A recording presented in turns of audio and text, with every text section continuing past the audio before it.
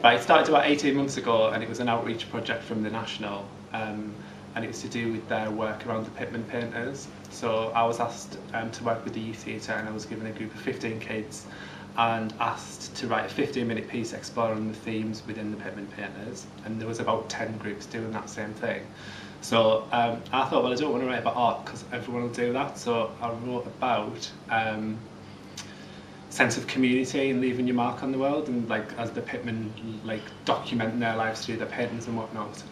So we did that over 6 months, and we developed a 15-minute piece called Jonathan+Likes+This, and then that was showcased live as over 2 nights, and the project was called Whose Art Is It Anyway?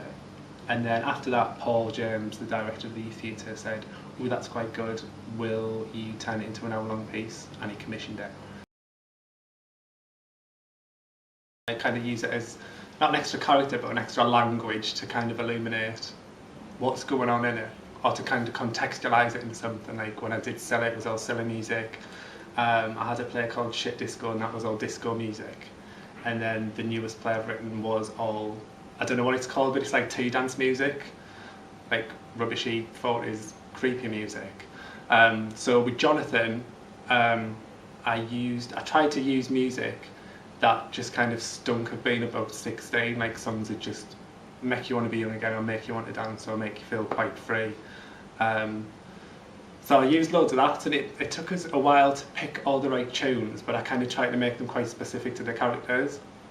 And then, because I wanted a lot of Jonathan's favourite music in it, I couldn't work out for ages what his favourite band were.